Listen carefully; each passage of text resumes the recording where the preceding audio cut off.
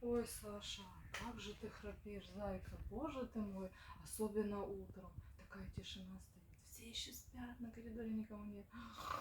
И Саша такой, Это неправда, ребята, я не храплю в принципе. блин, я прям в шорт хотела записать. Капец. Вот так вот ребятам наговорила. Интимные подробности. Но на самом деле я не храплю, это обман. Нет, Что зайка. за копна? Ты этот фараон. Да, я сегодня помыла вот сейчас голову, сейчас высушу и буду красиво.